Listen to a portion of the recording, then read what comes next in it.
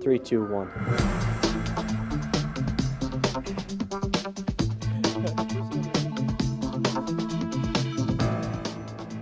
Our report today begins as day one's ended yesterday, but rather than heading up the escalator, we're heading back down for an economic report by David Weiss.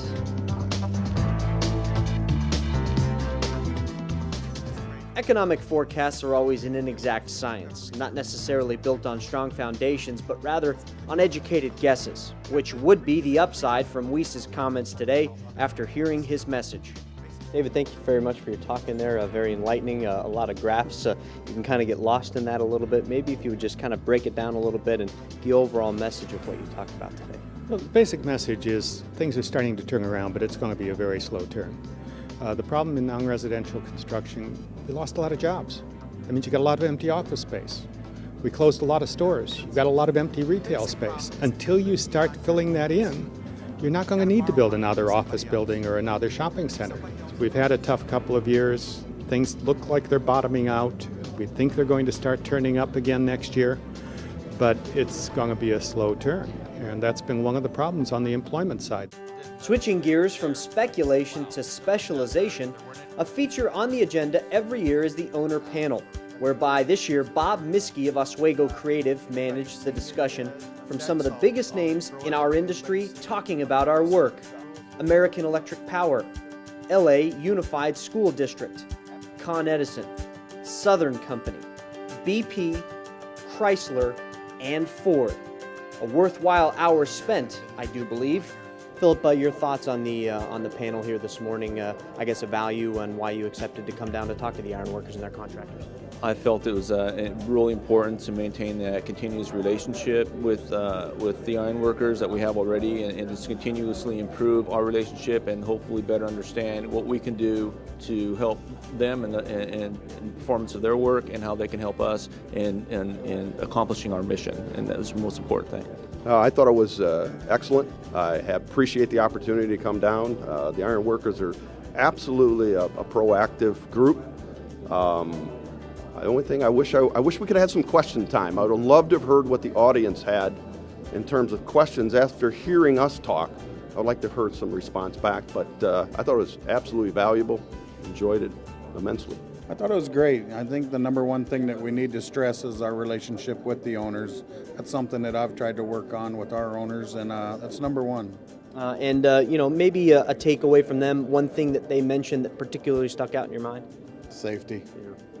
Safety is number one. On the whole, it was very positive. It was nice to hear the accolades for our program and the standards of excellence. It's nice for that to be recognized. I think a lot of times the owners appreciate it, and it takes a lot of hard work on behalf of the locals, and it's nice to be appreciated. Wanted to understand some of the things the iron workers are doing out there for the local trades and what kind of apprenticeship they have, because I think what we're finding is a lot of kids who are graduating from high school are going to college because they're being told, hey, that's the only way you can find a job. But I think the trades, unfortunately, have been let down by, without understanding that there are other jobs out there. And so these kind of groups have the training to give an option for someone coming out of high school to be able to train on what I consider is a real good trade that has been, successful, over the years. So I think it's a great program. Bob Dunn and Don Hill from National Steel City talked about competing in challenging markets, both north and south. If you could give advice to a contractor, big or small, going after work in a very tough area, merit shop area, right to work states, what would you tell them? Well, I think the first thing I would tell them is you gotta start early. You gotta be prepared, and you have to be educated.